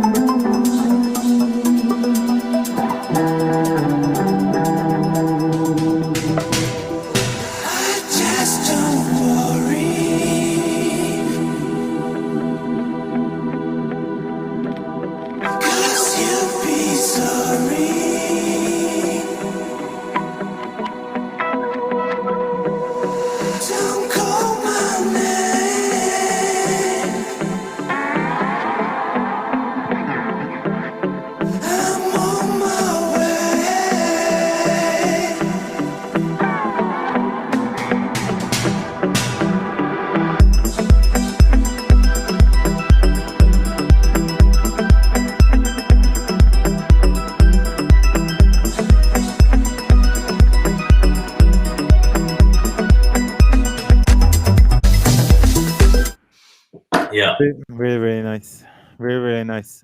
Like, yeah, but you are. I feel like yourself. You wanted to be more chopped down to a song. Mm. I Yeah, I mean, was just thinking about if I listen to this music right now, and we were talking about the beginnings of Mobile, if you compare that to Penpot, yeah. quite a transformation. It's Okay. and it also needed a lot of courage, from like to do different sounds and like to try this music out. By the way, when Mobile started with Penpot, it was different also than the rest of the stuff that was out. It's true. So it's not like that's the only different labels with different sounds survive, no matter how we want to look at it. You No, it's know, true. But that was one of our issues. So we were always kind of like we were talking about underground, being cool and stuff. We were always a little bit in between. So we were put in this like minimal category back in the days, 2005, yeah, 6, and that helped us to boost the label, to boost the brand. Within a year, we suddenly, because we were from Berlin, yeah, it was something special. exactly. We were so, yeah, we were like doing this minimal music, and that helped us to get on the radar, on the global radar, very quick. Yeah. Just everybody in the crowd, don't worry, nobody's getting murdered back in the house. It's just kids Oh, shouting. you hear that? Yeah. Okay. Yeah, they Yeah, have fun. and I'm actually expecting them to come in to jump. yeah, I'm amazed that it didn't happen still. I'll tell you one thing that's annoying me. I'm sorry to be this guy, but the hi-hats, I don't like I think the hi-hats takes my focus away from how authentic in the Balkanic. I don't know where they're from, the people that did this, but it sounds like somebody from the Balkan, you Spain. know. Hmm? From Spain. from Spain. Okay, something that's very authentic, very warm sounds, that has like real heritage of music that came from Northern Africa or the Balkan or stuff like this. Okay. But the hi-hats throw me from the game. You know what I mean? Mm-hmm. It's like, because all I hear is, but I don't want to be, I don't want to be there. I Yeah. want to be here. I want to be moving. I want to enjoy this kind of. I want to be in the mood that it puts me in, and Yeah. the guitar and everything. I don't need this. Don't You be know, so, this is like don't be so hard. instruction. Yeah. But I- sometimes I wish like this production process that they are like narrowed down. Like it's like this like one man production suite. yeah, It's a huge challenge for producers these days, and I was talking about that on panels. I'm discussing that all the time with Rodriguez Jr. especially, how difficult it is, because you don't get instant feedback. You're producing music, you're working on new tracks, you're developing new sounds, and some artists are also very shy to share their new creations. bring them here. Huh? Send them to me. I'll Yeah, take it out of them. Don't worry. yeah, sure. No, that's what I was just wondering. Maybe I should. Of course, that's why I'm here. It's easy to tell people what to do. Trust me. But What I was, I'm honest. It's the small stuff that really changes something from being huge. You know what I mean? It's not people. Everything we heard here has a great sound design. The mixes are great. There is good basses. Kicks are great. But there is like here, for example, from a track that I expect not to have an instruction. You know what I mean? I don't like when tracks has instructions for me what to do. It's the same thing with the shuffle. If you put a shuffle, all I can hear is just shuffle. okay. What I want to say is, Don't do like this. I don't want to do like this. It doesn't make any sense. but In what I heard. But what I want to say is, the producer was alone in the studio. Yeah. He doesn't get any instant feedback. Exactly. And then the track is ready, and he I don't know, he worked on the kick for 3 nights and for the hi-hat for 2 weeks, and all for nothing at the end, It would be, back in the days, there were 4 or 5 guys going in the studio, making music together, jamming around, a sound engineer was recording the music. The manager was like standing in the background, while they were producing the music. So there was instant feedback. There was like some dynamic. Somebody told the other one, "Hey, that's shit. Forget about that. Try Yeah. this. Take this." And this is missing. This is not happening anymore. But And this is our role. We need to do that as an A&R. And I was also very shy for years. I also I need to learn that, to tell the artist what might be wrong. And the problem is I'm not a producer. So I always think, oh my God, he should know what he's doing. What needed really years of training my ears and going through music production processes, through mastering processes. I learned so much from mixing engineers, from all the mastering engineers I worked with. So at the end, I would say I probably have a better ear. I have more experience than most of the artists. At this point, I for sure. make music, but I know all the processes behind it. I know the differences, and I think it's very important, very helpful to really have you need to have a support system with the artist about the music. Yeah, you need to have a support system. It's hard when people send you music. Hi, this will fit your label. Paste the link. Hi, X, this will fit your label. Paste the link. And get a feedback from that. This show for myself and it grows me also as what I listen in stuff and try to create some kind of see future patterns in music. And at the end of the day, I don't call myself a producer also, but I know what works for me. Yeah, sure. And so far, I see from my track record that what worked for me worked for other people also. Not for everybody, but a few others. So this is I don't see myself as a stamp of legacy of whatever. Also, I don't think if I would bring here Sven or DJ Hale or anybody, they will be a stamp because it's a personal taste. There's some stuff that people like and some stuff that people don't like. But you're not a shy, sensitive person. No, I'm a sensitive person, but I'm not shy. You're not a shy guy. No. And a lot of artists are shy. They are very. My heart is racing when people listening to my music. Yeah, don't get it wrong. When I put my music even here in the show, a lot of artists are insecure about what they are doing. Is that good enough? And so on. It's like a typical thing. And so some people, some producers are compensating that by exchanging this in a network of like friends producers. Hey, what do you think about this? Blah blah blah blah blah blah blah. That's helpful.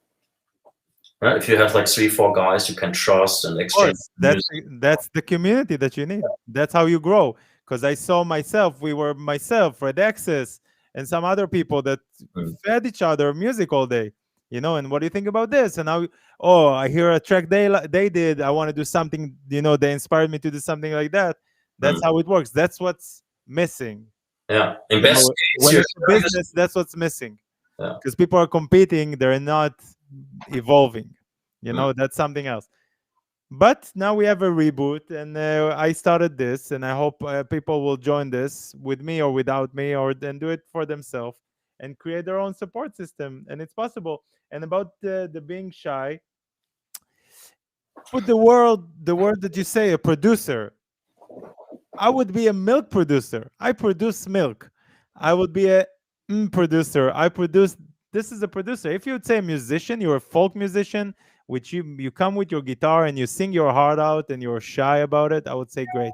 But honestly, you sit behind the computer, you make beats, whichever kind, you use machines, you make music, you want it to be out. You do want it to be out. Get over yourself. Life is short. With all the respect, life is short. Get over yourself. If not, do something else. That's okay also. You don't have to be shy because it's like me. I feel like it's me going to the doctor now, for example. You're not shy in the doctor, when he grabs your balls and he wants to see if you're okay. This is what he's doing. This is his job. You're A&R. This is your job. Listen to music and tell the people what you think is good, or bad in this case. So that's it. Forget about the emotions about it. No. It doesn't work like this. Okay. So they should. It's okay. Whatever they choose. This is my opinion. Like always. You can also ruin a creative vibe. I think you need to handle that individually, depending on the personality of the artist. That's something I've messed with so many individuals that were super creative, and I've been annoying them for years. Trust me, creative people, they don't move from their things. But you need to push them to get to this creative mode. You need to push them to bring the most out of themselves. Yeah. Should we listen to the other track? And then we can maybe sure. More demos. Now this is actually the A side. That's the one that's, I don't know. That's the big one? No, let's see. I wouldn't be surprised if I would actually try to pitch that to radios as well, like to daytime radio.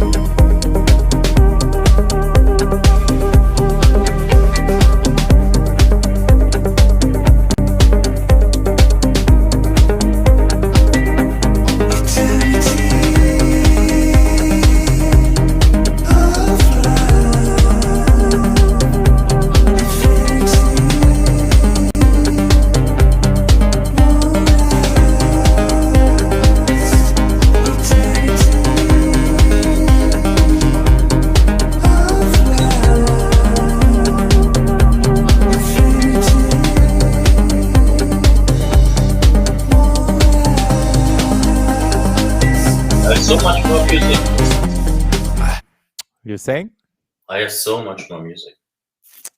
I actually signed a lot of stuff in the past weeks for the next half year. That's what you need to do. Keep on doing.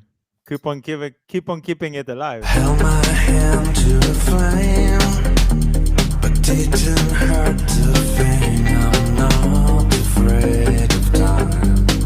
I feel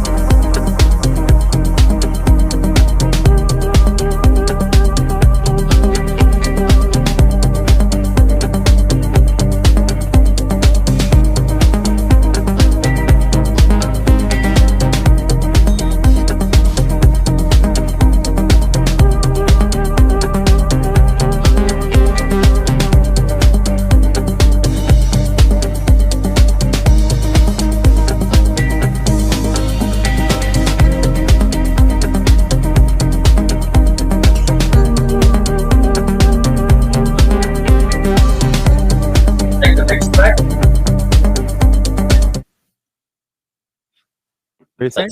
Something from you again, maybe. It's really good. From all the tracks, this is the one I connected the most Ah, cool. because of Yeah, the let's see. This is hi-hats, you know. yeah. I know It shuffle. felt natural. I had this drive. It was driving me. I was like, Mm. I was in the zone, like people said. I was sunsetting. I was enjoying. I was on the Good. beach. I was enjoying. Cool. Yeah, I'm gonna write that in the feedback session. write it down. Promo sheet. And so somebody put a question here in the chat. How much you? But I don't understand it 100%. Like, what is the percentage of tracks that you mix again? No, they're saying how much you. They're asking how much are you involved in the mix. Okay. You know, like if you get 10 tracks, if you're listening from the 10 tracks you're listening, what's the percentage that you also mixed it again? At these days, I would say like 30-40% we are supporting with like stem mixing, or like at least doing a feedback round, so the mastering mixing engineer gives some feedback adjustments before we do the final mastering. 30-40%. Good. And sometimes, if we went through this process once or twice, the artist learned enough so that then he knows your sound taste, your palette. It's not only about my sound taste, it's also sometimes about like technical issues like mistakes, actually. Frequencies that are overlaying, distorting each other and stuff like that, or compression that's at the wrong place, and like there's so many things. And once you learned it, you're not making this mistake again. 100%. I mean, mistakes, you can call it a mistake, but it's just That's true. It's a random thing to say. Oh, that's interesting. Make them mix by Black Hat, or what is that? What is the or blah, blah, blah, blah. That's actually our mastering studio and our mixing engineer, Black Hat Studios. Oh, nice. They know everything, these people. Man.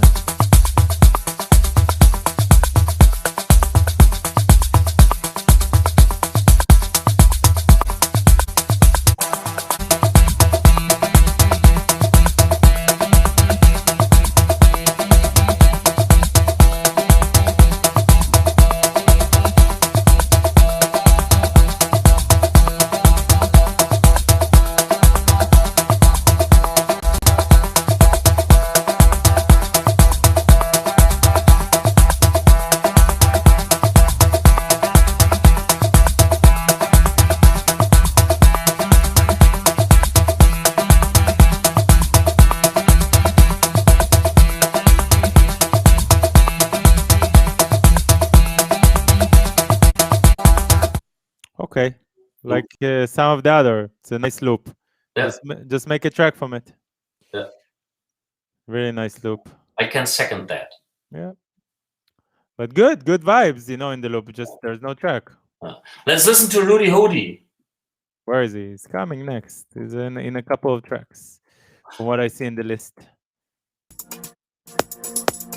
Tugan, I didn't pass. Here you are. Relax.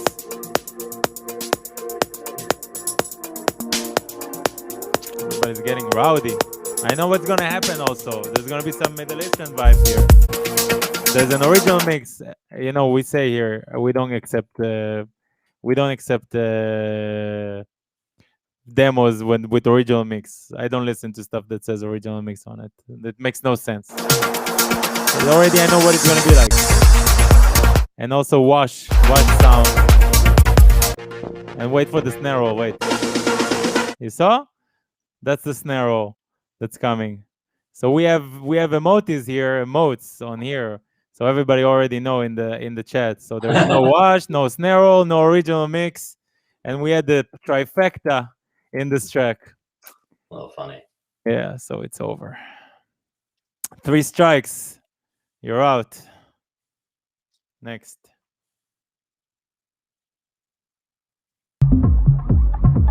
Electronic is good.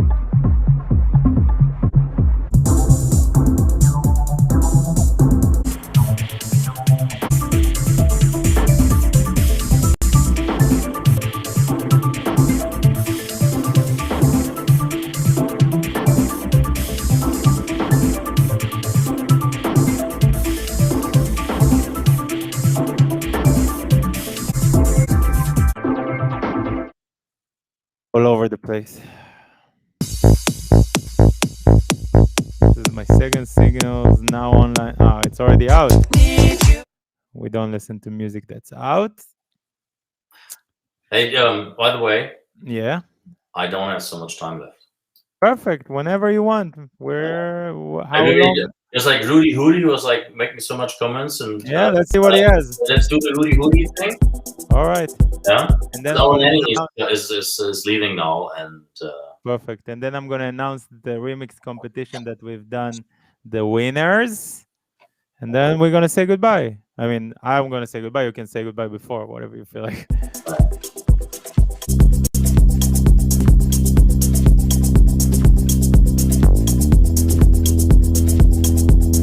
Version 9. By the way, don't tell us it's version 9. We don't need to know that you worked so hard on it.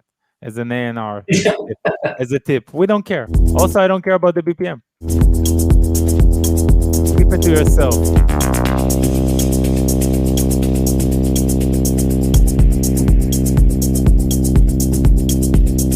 Don't be sorry also.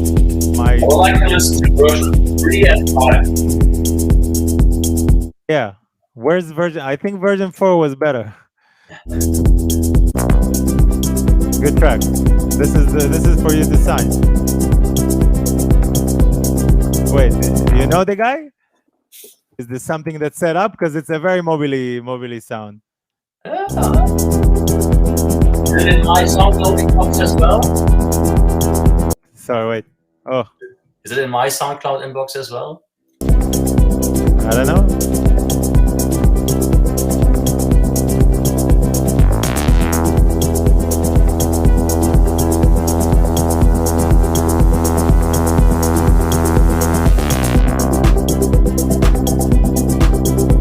This will need to go to Blackhead for the clap mix.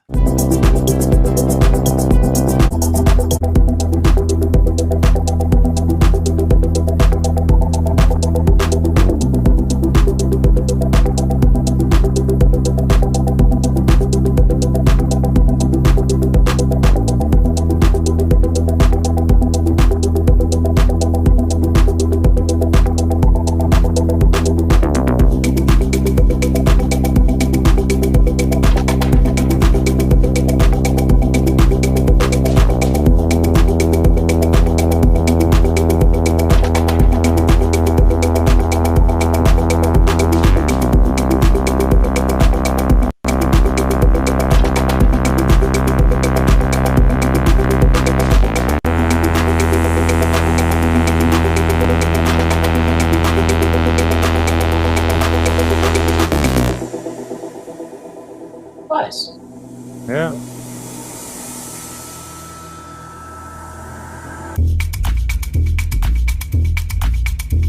Oh, cool. I like that change. Yeah. Surprising. Cool.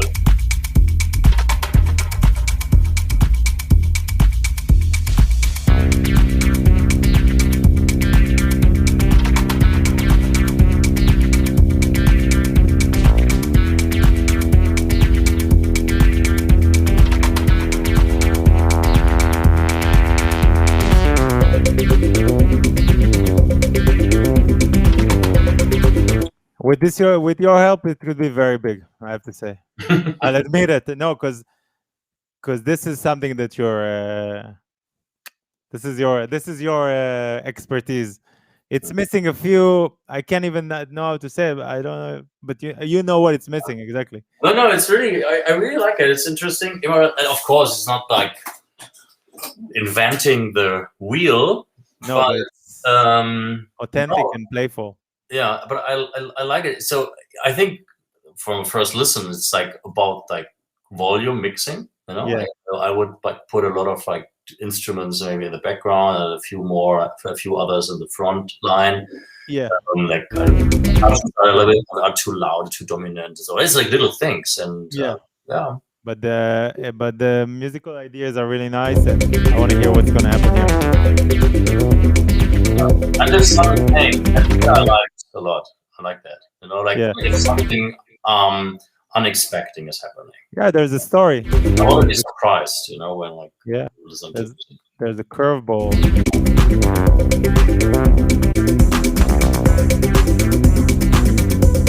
I think it's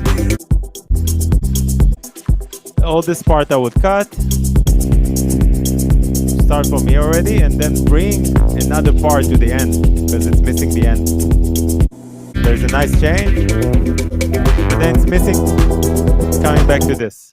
And then here in the middle, I'm missing like a 2-minute like break, masturbating on the arp. Yeah, actually. but don't masturbate on the arp. But at least bring like a melody or something on it. That's what you said before. Yeah, I know. Pick that up. I remember. I remember what I say. I write it down, and if not, people remind me. So okay, I really need to go now. Thank you so much for your time. But I could go. We could do that for another hour easily. That's fun. Thank you Let's very do it much. again next month for sure. We can do it again. Yeah. Yeah, of That's cool. course. Yeah, and maybe maybe if okay for you, maybe we can. I would really check my demo account, and then maybe we can also listen to From your side, yeah. I like the fact that. By the way, a lot of the people that come because they send to the demo account, and I direct them here. And then they know they have a proper kind of feedback to the music. But if you want to do a demo session from your music, why not? For sure. All right, so here somebody's knocking at the door. You see? You gotta go. Come on, let's say goodbye to everybody. Nee. Okay. All right. Yes. Thank you so much, Ralf. And thanks everybody. I'm gonna stay here for a second to tell them about some stuff about the remix competition. But thank you, and we'll see you soon. Bye. Stay safe. Are we alone? So you guys want to know who won? You guys want to know who won? I think we all know who won. First of all, everybody's a winner. Who's the real winner? You want to listen to it also? No, we already know it, right? You want me? I will check the remix if I can find the links again. Remix competition submissions. Boom. So I had the one. I'm not gonna do anything in particular orders, but I would say that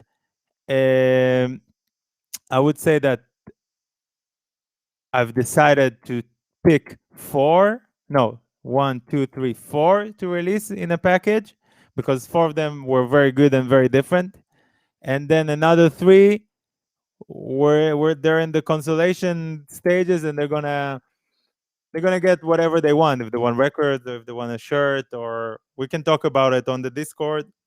You can choose from our available merch. But I will say that we're gonna do a new competition, and it's gonna be. I haven't decided which one yet, but it's gonna be good, and it's gonna be another thing. So it's gonna be an ongoing thing. First of all, it will help you get better, I hope, in the production, and also it spice shit up. You know it is. But whoever is not subscribed, you subscribe now or you go away. Subscribe now, go away. No, I'm joking. So the first track that I loved that's gonna be released is Jaw.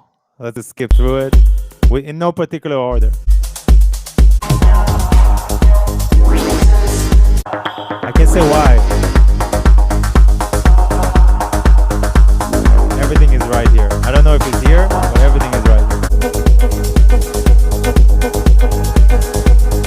Great fucking trip. Great trip. The second one that I really liked. Let's get over the fact that the first one that I like them all the same, but the second one that I really liked was Rebenox. I think everybody loved this one. Everybody had a thing for this one. This is incredible.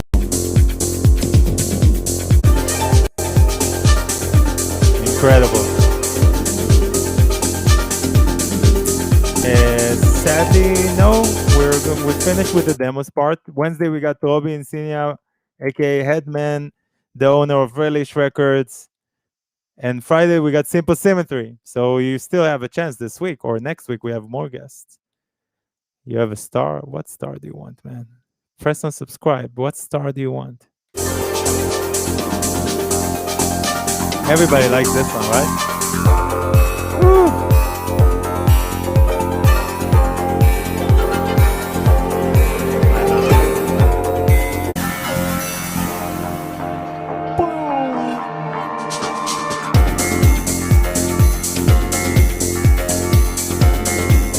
Yes. Another great remix. Really, I'm super surprised. Say it 5 times in a row. Super surprised, super surprised, super surprised, super surprised, super surprised. Okay, moving on to the next one. I hope he's here. I think he's not here. But I'll write the shit on Discord after.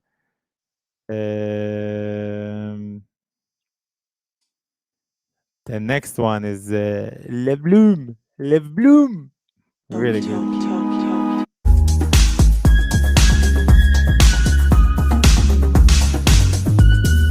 Then he took me to Tokyo. Not only that you have a star, now you can even use our emotes. Rudy, from Herzliya. Let's go to Beta Pancake.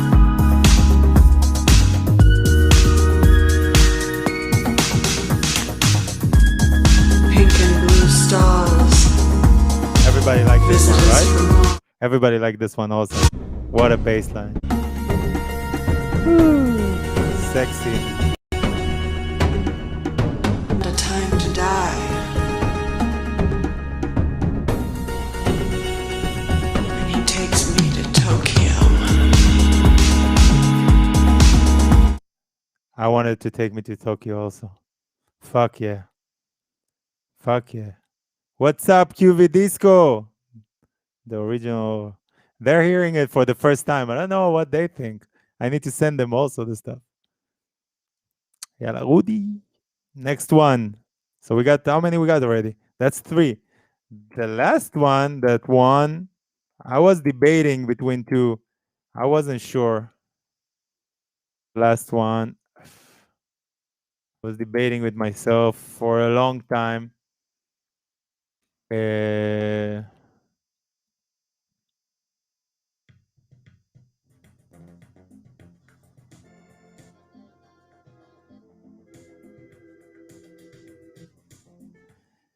don't want to say between who I was debating, but the one that won. By the way, this is maybe open to interpretation. Probably not.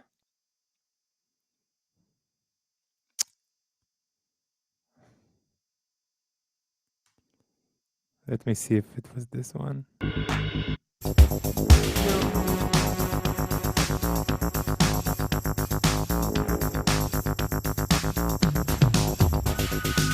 Ah, good, Moody. Another time to die. On Simon, this planet of mine. are you here? Simone, My first visitor from Mars. I hope you're here. I remember. Sabers at the table. Shtuyot is over. Rudy is here. The revolver's here, don't shoot. This one also I really like. Good stuff. There's not enough sands in the desert. There's not enough sands in the desert. 300 light years to receive post. And he takes me to Tokyo.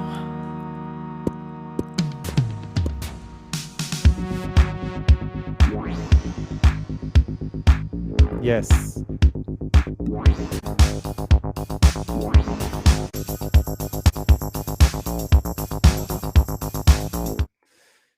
Runners up. Runners up. Let's go to the runners up. And then we bounce. I want to go back to the war zone. Gotta go back to the war zone. I'm working hard. Runners up. Thomas. I think, Thomas, if you're here, your next remix is going to be amazing. Because I really like this. It just wasn't... It's not ready for release.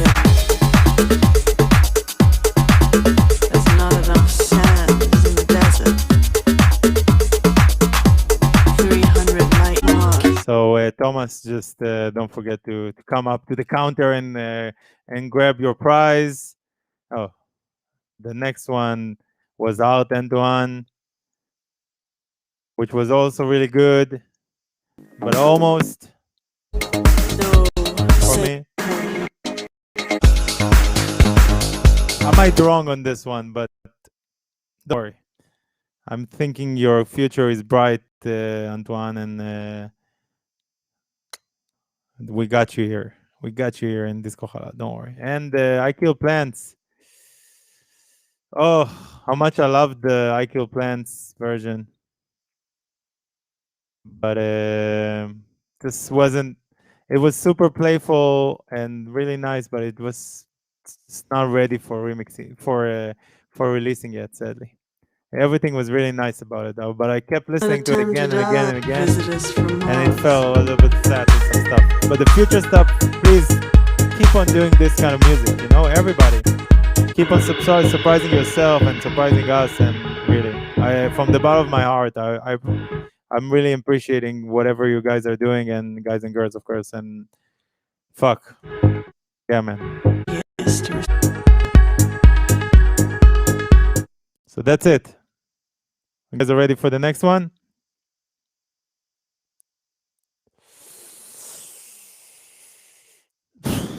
I'll announce it this week. I love you. I'll see you on Wednesday. It's gonna be a grumpy conversation, but it's gonna be a fun one. If you guys know Edman.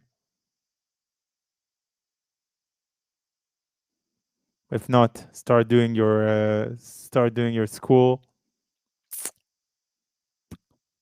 Catch you on the flip side.